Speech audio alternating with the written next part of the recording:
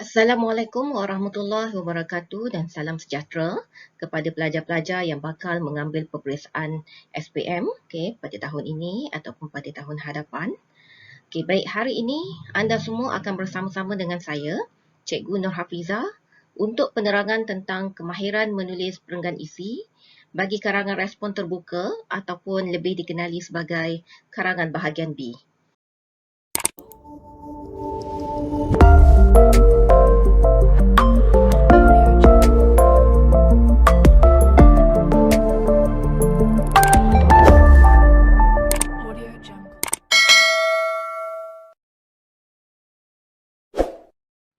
Baik, sebelum itu suka saya untuk memberikan sedikit pengenalan tentang karangan B ataupun karangan respon terbuka ini.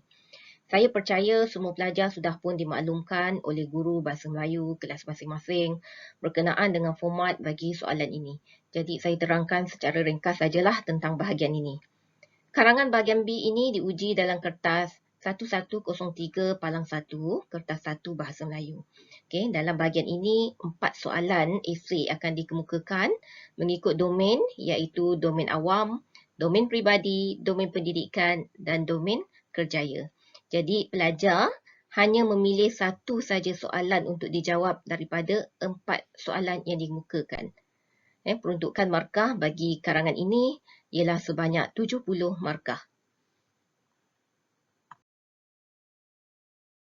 Baik, sebelum saya teruskan dengan kemahiran menulis isi karangan, tugasan saya pada hari ini, jadi saya ingin memberikan sedikit penerangan penerangan ringkas tentang disiplin penulisan karangan kepada para pelajar.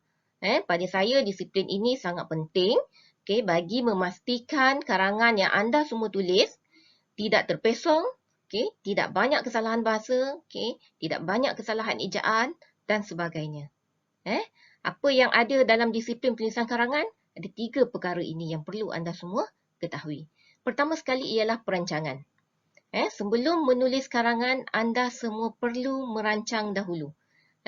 Perancangan yang pertama ialah anda perlu menganalisis dahulu kehendak soalan. Soalan yang anda dapat itu anda analisis dahulu. Contohnya dalam karangan bahagian B ini, anda akan diberikan dengan 4 soalan. 4 pilihan soalan.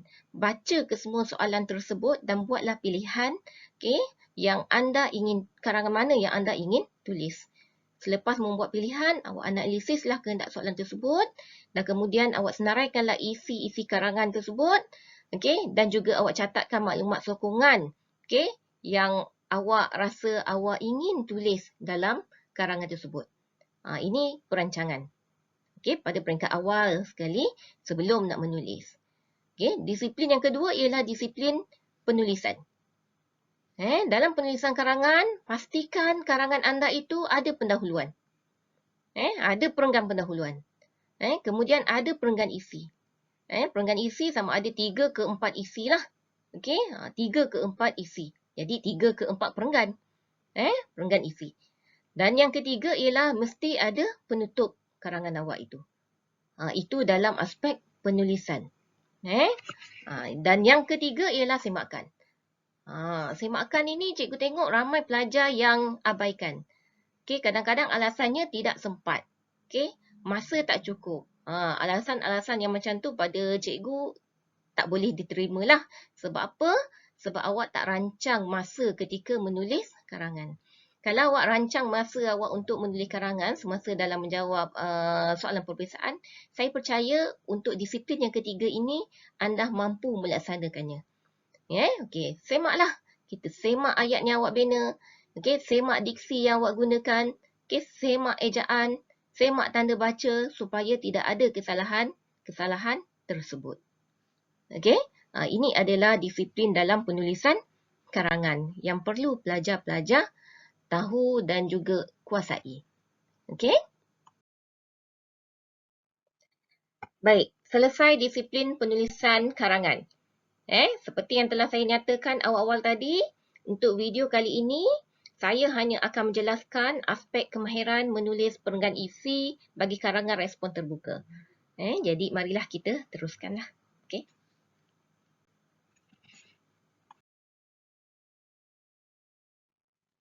Baik, Sebelum kita hendak menulis perenggan isi, apakah perkara yang perlu ada sebenarnya dalam perenggan isi ini?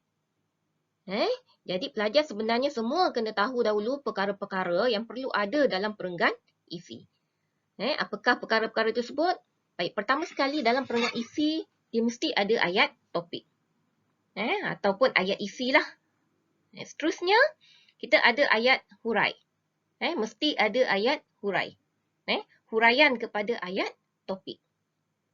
Okey, yang ketiga mesti ada ayat contoh, iaitu dengan mengemukakan contoh-contoh yang sesuai daripada huraian yang diberikan. Dan seterusnya, mesti ada ayat simpul lah. Okey, sedikit ayat simpul berkenaan dengan isi karangan tersebut. Itu adalah perkara yang perlu ada dalam perenggan isi.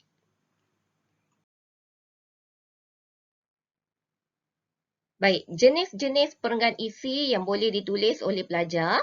Baik, kita ada perenggan jenis deduktif, induktif dan juga perenggan jenis gabungan. Gabungan ini ialah gabungan induktif dan juga deduktif. Okey, sebentar lagi kita akan lihat jenis-jenis perenggan ini dengan secara lebih terperinci lah. Okey.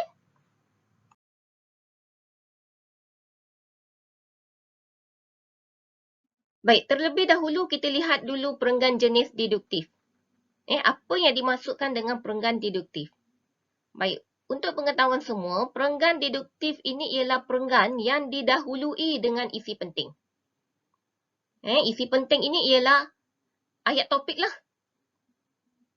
Yang kedua, barulah diikuti dengan huraian isi. Dan yang akhir sekali barulah disertakan dengan contoh. Ini adalah perenggan deduktif.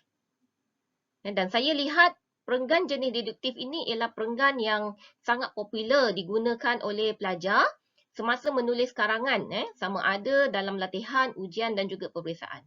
Dan saya lihat juga cikgu-cikgu pun ramai yang suka menggunakan perenggan deduktif ini semasa mengajar anak-anak pelajar mereka. Sebab apa? Sebab dia mengutamakan ayat topik terlebih dahulu dalam perenggan ini. Okey, nanti kita tengok contoh sekejap lagi. Ini adalah contoh perenggan jenis deduktif yang boleh digunakan oleh pelajar semasa menulis karangan. Baik, cikgu bagi contoh ya. Katakanlah anda diminta untuk menulis sebuah karangan yang bertajuk Punca-Punca Pencemaran Sungai. Baik, anda semua tadi telah pun dimaklumkan, perenggan jenis deduktif ini ialah perenggan yang dimulai dengan isi penting, diikuti dengan huraian dan diakhiri dengan contoh. Baik, katakanlah anda diminta menulis punca-punca pencemaran sungai. Jadi ayat yang pertama tu ialah ayat isi. Baik, contoh ayat isi yang ada dalam slide ini ialah, cikgu bacakan ya. Pencemaran sungai di negara ini sebenarnya berpunca daripada perbuatan manusia sendiri. Ayat pertama tu ialah ayat isi. Kemudian kita pun huraikanlah ayat isi tersebut. Contoh sikap tidak bertanggungjawab sesetengah pihak seperti pembuangan sampah ke dalam sungai mengakibatkan pencemaran sungai tersebut. Di samping itu, kepesatan pembangunan juga menyumbang pada pembuangan sisa-sisa toksik serta sisa-sisa industri ke dalam sungai. Keadaan ini akan menjadi lebih buruk apabila pengusaha ternakan turut sama membuang sisa dan najis haiwan ternakan mereka ke sungai. Ini adalah huraian kepada isi yang telah diberikan pada peringkat awal. Baik, dan diakhiri dengan ayat contoh. Akibatnya beberapa batang sungai di negara ini mengalami pencemaran yang teruk seperti Sungai Skudai di Johor, Sungai Juru di Pulau Pinang dan Sungai Gombak di Selangor. Ini adalah contoh-contoh sungai yang diberikan oleh penulis lah untuk perenggan deduktif.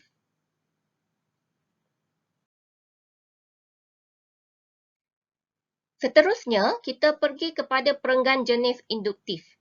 Baik, apa yang dimaksudkan dengan perenggan jenis induktif ini pula? Perenggan jenis induktif ini ialah perenggan yang dimulai dengan huraian isi. Kemudian diikuti dengan contoh dan diakhiri dengan isi penting. Dia berbeza dengan perenggan deduktif yang telah saya huraikan tadi. Kalau perenggan deduktif tadi, dia bermula dengan isi, huraian, lepas tu diikuti dengan contoh. Tapi untuk perenggan induktif, yang pelajar gunakan nanti, dia mesti dimulai dengan huraian isi, kemudian contoh, lepas tu barulah diakhiri dengan isi penting. Untuk perenggan ini, pelajar kena berhati-hatilah sebab kadang-kadang ada pelajar yang dia dah sedap menghurai, dia dah bagi contoh tapi dia terlupa untuk memasukkan isi penting. Jadi contoh untuk perenggan induktif ini saya akan tunjukkan dalam slide yang seterusnya.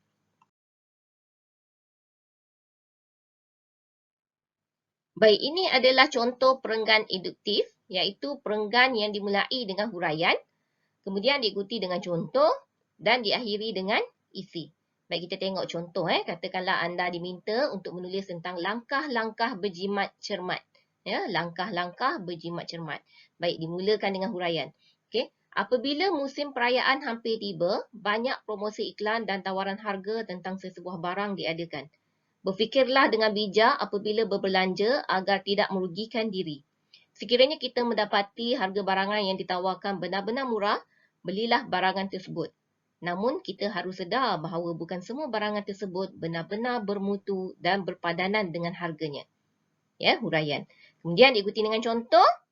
Misalnya, pada musim jualan mega, terdapat segelintir pengeluar yang tidak bertanggungjawab menjual barangan yang tidak bermutu atau hampir tamat tarikh lumputnya dengan harga yang murah. Akhir sekali barulah masukkan isi. Sebagai langkah berjimat cermat, kita janganlah mudah terpengaruh oleh iklan dan promosi tersebut yang indah kabar dari rupa. Ini adalah contoh perenggan induktif. Tadi kata karangan tentang apa tadi? Langkah-langkah berjimat cermat. Jadi apa isi langkah-langkah berjimat cermat? Tu di bawah sekali ni. Okey? Ni di bawah sekali isinya. Iaitu sebagai langkah berjimat cermat, kita janganlah mudah terpengaruh oleh iklan dan promosi tersebut yang indah kabar dari rupa. Sinilah isinya. Okey? Ini adalah jenis perenggan induktif.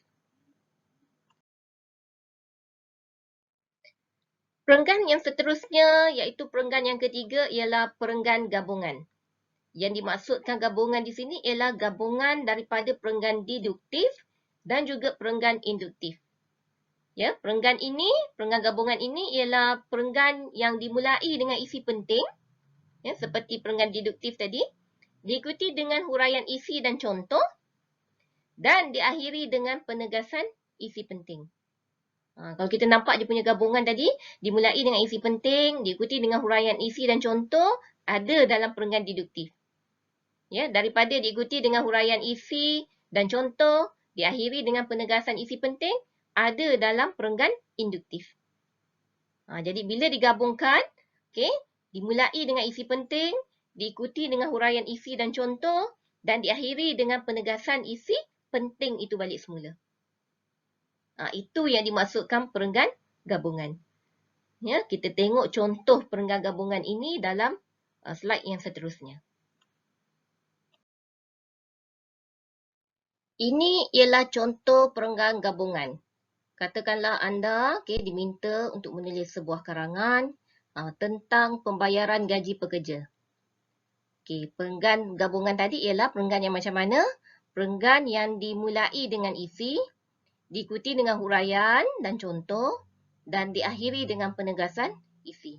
Jadi kita tengok contoh perenggan gabungan yang cikgu paparkan ni. Isi dia apa? Sewajarnya, pembayaran gaji pekerja pada masa ini haruslah dibayar berlandaskan kualiti kerja mereka. Baik, huraian. Sistem ini akan membina perasaan kesetiaan dan ketaatan para pekerja terhadap majikan. Mereka akan bekerja dengan bersungguh-sungguh agar syarikat atau tempat seseorang itu bertugas mendapat pulangan yang sewajarnya. Contohnya apa pula? Selain itu, masalah perpindahan tempat bekerja misalnya dari sektor awam ke sektor swasta atau sebaliknya dapat dikurangkan. Itu contoh kepada huraiannya. Penegasan dia apa? Penegasan isi. Oleh itu, jelaslah bahawa pembayaran gaji, bonus dan imbuhan kepada pekerja mestilah berteraskan mutu perkhidmatan yang diberikan oleh mereka kepada majikan. Kita tengok macam mana penegasan isi yang ini daripada isi yang atas ni, yang pertama ni. Itu penegasan isi pada bahagian perenggan gabungan. Ini adalah contoh perenggan gabungan. Kebanyakan cikgu-cikgu di sekolah suka anak muridnya membuat perenggan jenis ini. Kerana apa? Kerana di akhir perenggan isi ini ada penegasan isi itu semula. Supaya pelajar-pelajar ini nampak apakah yang telah dia tulis pada perenggan itu. Ya, cikgu pun sangat menggalakkan anda semua menggunakan perenggan jenis gabungan.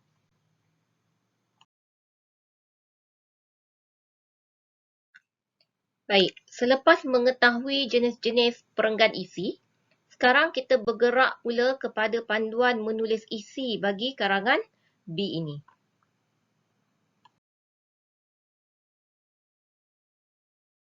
Ya, sebelum seseorang pelajar ingin memulakan penulisan isi karangan, ada beberapa perkara yang perlu diambil beratlah oleh pelajar. Pertama sekali ialah semua pelajar perlu mengenal pasti tema soalan yang dikemukakan. Baca arahan soalan dan kemudian kenal pasti tema tersebut. Kemudian, selepas kenal pasti tema, apa tugasan pelajar ialah memahami pula tugasan soalan berdasarkan stimulus dan soalan yang dikemukakan. Untuk bahagian ini, pelajar biasanya dia kena membaca dengan teliti dan mungkin baca lebih daripada 2 kali untuk fahamkan tugasan tersebut. Selepas sudah faham akan tugasan, barulah pelajar merangka isi karangan. Merangka isi karangan. Seperti yang telah dijelaskan dalam penerangan jenis-jenis perenggan tadi, maka rangkalah isi karangan anda itu dengan menyenaraikan ayat topik, ayat hurai, ayat contoh dan juga ayat simpul. Sebab apa? Merangka karangan ini sebenarnya sangat-sangat penting. Supaya apa? Supaya pelajar dia tidak lari daripada kehendak soalan. Sekejap lagi cikgu akan tunjukkan contoh untuk menulis rangka isi karangan. Dalam slide yang seterusnya.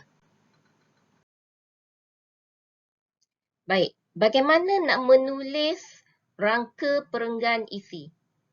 Katakanlah anda dapat satu contoh soalan karangan B yang begini. Cikgu bacakan soalan dia dulu. Setiap rakyat Malaysia secara purata membuang 0.8 kg sampah setiap hari. Jumlah ini cukup untuk memenuhi Menara Berkembang Kuala Lumpur KLCC dalam jangka masa 9 hari sahaja. Aktiviti kita semula dikenal pasti sebagai satu cara paling berkesan untuk mengurangkan sampah sisa pepejal. Namun demikian, dikatakan tahap kesedaran masyarakat terhadap amalan kita semula masih rendah. Petikan akhbar di atas menyatakan bahawa aktiviti kita semula, silapan sikit ejaan kita ni merupakan kaedah terbaik untuk mengurangkan sampah sisa pepejal. Pelbagai usaha perlu dilakukan untuk menggalakkan masyarakat mengamalkan kita semula kerana kesedaran terhadap amalan tersebut masih rendah. Dengan itu, anda dikendaki menulis sebuah rencana bagi menggalakkan masyarakat mengamalkan kita semula. Tajuk rencana tersebut ialah usaha-usaha menggalakkan amalan kita semula. Tulis rencana tersebut selengkapnya. Baik, isi yang akan anda buat ialah tentang usaha-usaha menggalakkan amalan kita semula.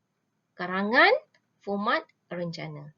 Jadi bagaimana kita nak menulis rangka untuk perenggan isi bagi usaha-usaha menggalakkan amalan kita semula.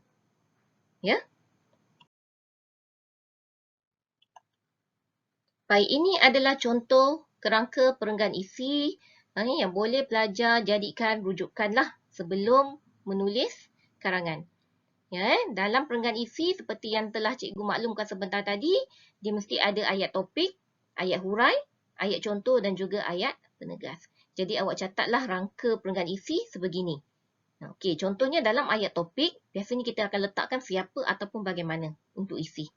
Contohnya cikgu letakkan kat sini ialah karangan kita tadi tentang apa? Tentang usaha-usaha menggalakkan aktiviti kita semula Jadi cikgu letakkan isi menerusi pendidikan ibu bapa. Kemudian cikgu letakkan kat sini ayat hurainya bila. Ya, ibu bapa wajar memberi didikan tentang kemaslahatan kita semula sejak anak-anak masih kecil. Kemudian ada ayat contoh. Contohnya cikgu masukkan anak watan hendaklah dilatih tentang mekanisme yang betul untuk melepuskan sampah sarap. Kemudian cikgu tambahkan lagi dengan ayat hurai 2. Ya, ayat hurai 2 ni cikgu letakkan bagaimana. Okey, ibu bapa juga harus menjadi suri teladan dengan tidak membuang sampah merata-rata dan mengumpul barang-barang yang boleh dikita semula mengikut kategori. Kemudian di akhir sekali barulah kita letakkan ayat simpul, yang mana biasanya ayat simpul ini mengapa? Ya, iaitu ibu bapa merupakan suri teladan kepada anak-anak yang baru setahun jagung setampuk pinang dalam mempraktikkan amalan kita semula. Ini contoh kerangka perenggan isi, ya. Kata tajuk kita tadi, usaha-usaha menggalakkan aktiviti kita semula. Baik, selesai saja merangka isi karangan tersebut, maka tulislah isi tersebut dalam perenggan yang lengkap. Dengan memasukkan penanda wacana yang sesuai dan juga peribahasa ataupun bahasa-bahasa berbudaya yang lain. Ya, barulah isi karangan kamu nanti mantap dan ada kematangan apabila diolah dengan cantik dan kemas. Ya. Baik, kita tengok contoh daripada rangka karangan yang kita dah buat tadi. Okay, ini adalah perenggan yang lengkap. Okay, antara prakarsa bagi menggalakkan program kita semula ialah menerusi didikan ibu bapa. Okay, ini ayat topik kita tadi, ya. Okay, menurut hadis Nabi Muhammad SAW, anak-anak ibarat kain putih yang akan dicorakkan oleh ibu bapa. Okay, dalam hal ini, ibu bapa wajar memberi didikan tentang kemaslahatan amalan kita semula sejak anak-anak masih kecil. Nah, ini ialah ayat huraian yang kita dah catatkan tadi dalam rangka isi. Baik, ayat contohnya ialah sebagai contohnya, anak watan hendaklah dilatih tentang mekanisme yang betul untuk melupuskan sampah sarap. Baik, lepas tu kita ikuti dengan ayat huraiannya lagi. Ibu bapa juga harus menjadi suri teladan dengan tidak membuang sampah merata-rata dan mengumpul barang-barang yang boleh dikita semula mengikut kategori. Gerak-geri ibu bapa ini pasti akan diwarisi oleh anak-anak kerana bagaimana acuan, begitulah kuihnya. Okey, ayat simpulnya, jelaslah bahawa ibu bapa merupakan suri teladan kepada anak-anak yang berusia setahun jagung setampuk pinang dalam mempraktikkan amalan kita semula. Ini adalah contoh perenggan yang lengkap. Bagaimana semua pelajar? Boleh tak buat satu perenggan isi yang baik seperti ini?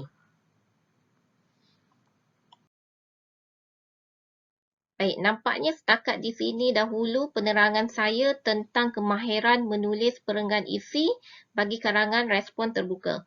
Saya harap para pelajar semua jelas dengan penerangan saya tentang penulisan isi karangan bahagian B pada video kali ini. InsyaAllah selebihnya para pelajar bolehlah merujuk guru masing-masing bagi memahamkan lagi teknik penulisan isi karangan. Jadi apa lagi?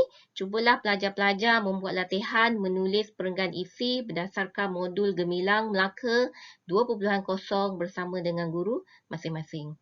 Segala kekurangan daripada video ini, saya mohon maaf kerana yang baik itu datang daripada Allah dan yang kurang itu datang daripada saya sendiri. Terima kasih. Semoga cemerlang dalam subjek bahasa Melayu SPM.